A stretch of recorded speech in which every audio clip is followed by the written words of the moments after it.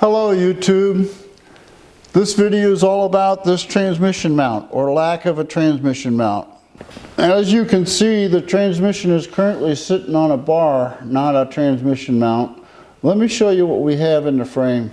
What we have is tubes welded into the frame here, very much like the hoop in the rear. And this was the template for the original motor mount that we're going to have, but it's a little too tall, so we need to make it lower. What we're going to do is take a piece of 1x2 metal stock, and we're going to insert it in between the mounts, and we're going to make brackets, plate brackets, to support the tubing. So what we need to do is to cut this thing to 6 11/16.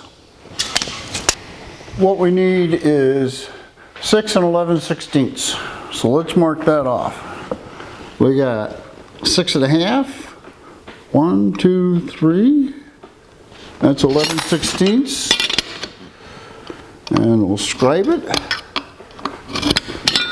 And we'll go to the bandsaw. Let's cut this tubing.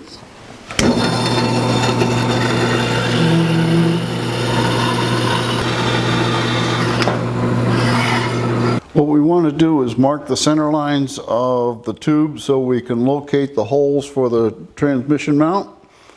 And this thing now measures 6 5/8. It's 1/16 less than what we said. So half of 6 5/8 is 3 3/16. So we'll mark the center at 3 3/16.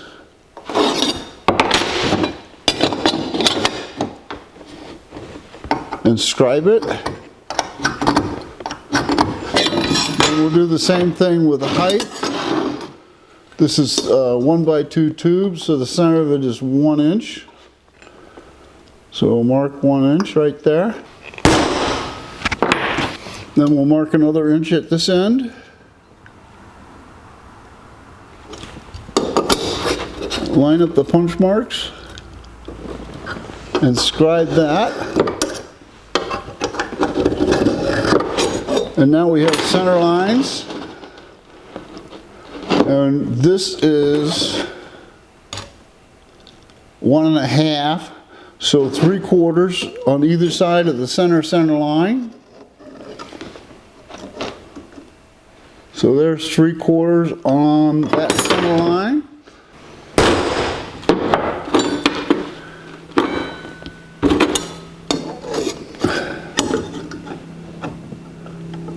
And that's 3/4 on that center line. And now we have it nicely marked. We have 2 center lines and 2 marks. Now we got to go drill some holes. Let's talk about the size of the holes we're going to drill. The transmission mount takes a 3/8 inch bolt. But we don't want to just put a 3/8 inch bolt through the tube because we could crush it in the center. So what we want to do is sleeve it. So I have some 1/2 inch round tubing here, and the 3/8 inch bolt fits nicely inside. So what we're going to do is cut lengths of this tubing to fit inside of this tube so that we don't crush it when we bolt it up. But either way, we drill it the same way. We start with an 1/8 inch drill bit and drill some pilot holes. We'll step up to 3/8. And now a 1/2 inch. And now 5/8. We'll use the step drill to put a bevel on the hole.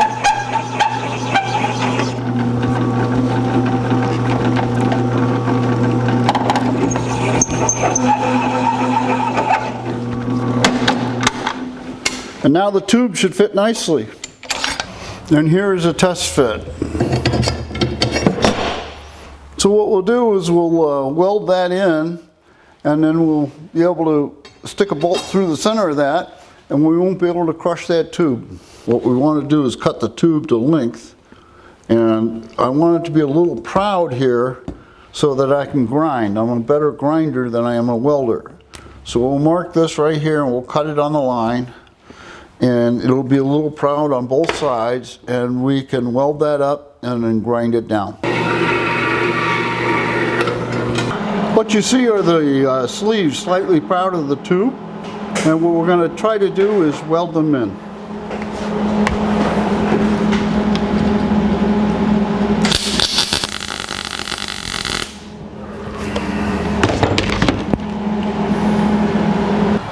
We're outside today and we're going to grind down these ugly welds.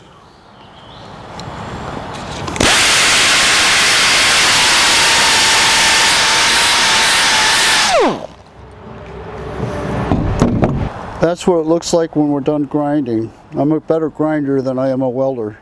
Now that the tubing is ground and the bolts fit through the sleeves, we can bolt this up to the transmission and find the right height.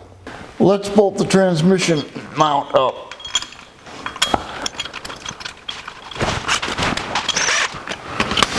And unfortunately, the builder of this transmission gave me a case that's got a stripped out bolt in it, so we'll through bolt it for now.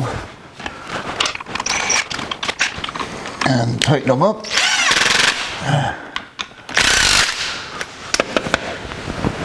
Get our cross member, put it up,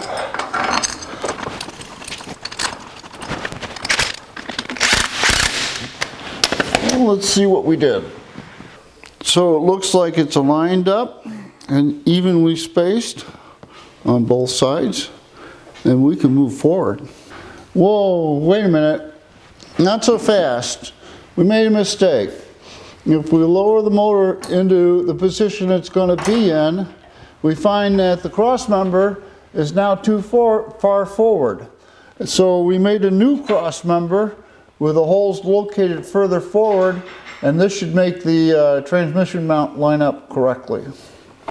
With a new cross member bolted to the bottom of the transmission, we can see that it now lines up very nicely, and now we can proceed. Now that we have the motor tilted back at 5 degrees, which is what we need for the driveline angles to be correct, we can tack the cross member into the frame and then remove the motor and make the gussets we have to make. So let's tack it into the frame.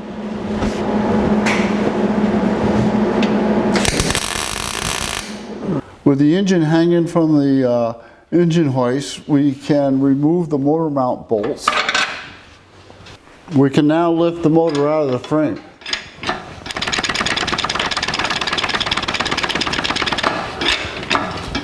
And roll it out of the way.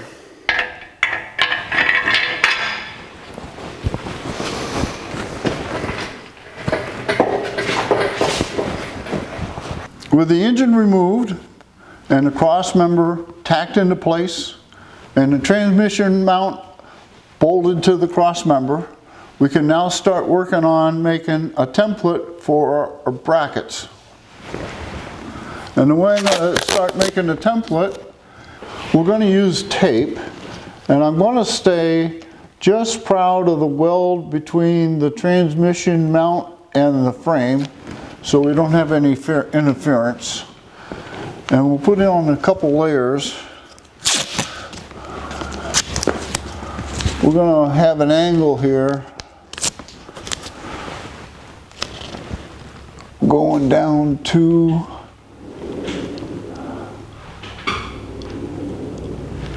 the cross member, and we're going to trim the bottom off with my left hand, trying to stay level with the bottom so that when we weld, the piece of metal is even with the bottom of the cross member. After spending some time with tape, scissors, and a razor blade, we have what looks like good patterns for the transmission cross member. We'll take this tape and carefully transfer it to some steel, and we'll start cutting some steel. What we've done is taken the tape templates and taped them to a piece of 3/16 inch thick metal, and trace the outline.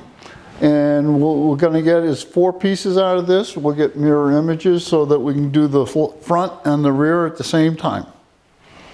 So let's go to the bandsaw. We'll start cutting out our pieces by cutting the big piece off.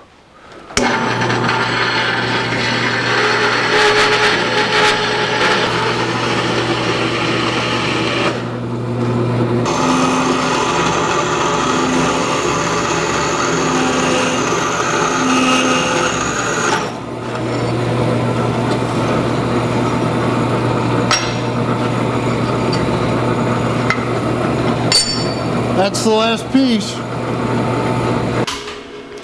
We have one of the pieces that we cut out on the bandsaw. It's clamped into position where we're going to weld it to the cross member. And what we have to do is locate the center of the holes for the frame mount. And the way we do that is with a centering punch. It has a little point at the end of it. And when it fits the hole, you slide the centering punch into the hole and wrap it with a hammer, and that'll mark the back of the plate. Now we'll take it out and we'll punch holes with a regular hole punch. You can barely see the marks from the centering punch, and what we'll do is take a punch for the drill so we can get a pilot hole in and put it right on the centering mark and strike it. We have the piece clamped into the drill press, and we're going to drill some 1/8 inch holes for pilot holes for bigger drills.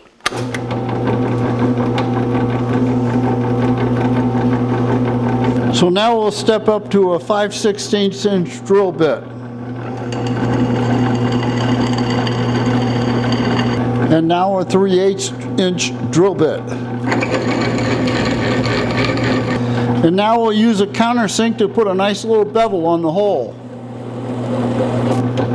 And we'll flip it over and do the other side. We'll take each piece to the belt sander and round all the edges off so they're not sharp. Up until now, a Sharpie has been good enough to identify each piece. But we're going to lose this now when we start grinding the scale off so we can weld. So what I'm going to do is I'm going to punch it. And what we have is the letter F here. I've already punched this with R for right and L for left. And this will be F for front, front. That way we'll be able to tell them apart when we lose the Sharpie marker.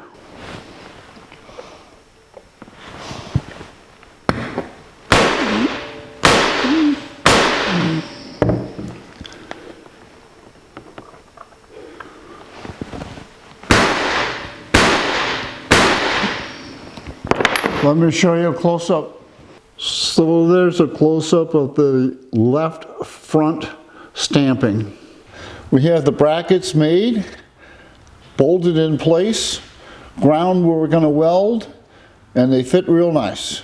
So before we do a final tack on the brackets to the cross member, what we're going to do is put the motor in place as a final fitment.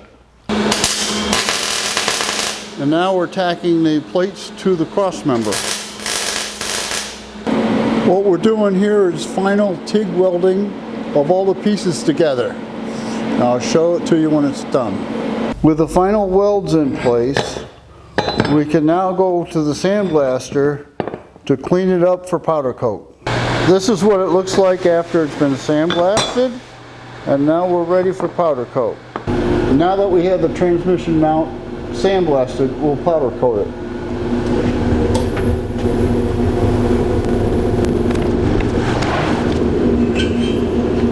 And we'll put it in a 400-degree oven for 20 minutes. This is what the transmission mount looks like after it's powder coated.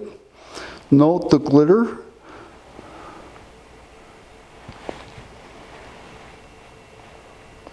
Let's go put it in. Let's install the transmission mount.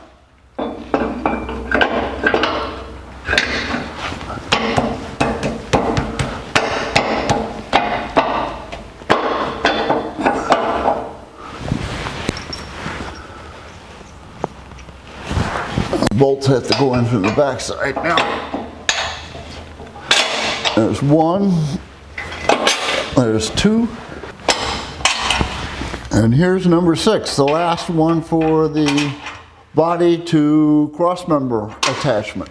And we have all 6 bolts installed and they line up. So now let's do the bolts from the crossmember to the transmission. Now we'll install the 2 bolts that go from the crossmember into the transmission mount. And they screw in with fingers, which means everything lines up beautiful. And we'll tighten it up with the impact. And we can remove the engine hoist. We can lower the engine hoist so that all the weight is sitting on the crossmember and suspension, and check our engine angle. This is the front end of the engine, and at the bottom of the engine is a harmonic balancer. An harmonic balancer is bolted directly to the crankshaft, which is the center line of the engine. And what we want is 5 degrees down to give us good driveline angles. If you need to know more about that, I have a video out there on that. But what we're going to check right now is the angle of the motor. We want to see 5 degrees down, and here we go. We'll zoom in and we'll put the angle finder on there. And we have 5 degrees down exactly. The engine is sitting happily on its new transmission crossmember. If you enjoyed this video, there'll be more.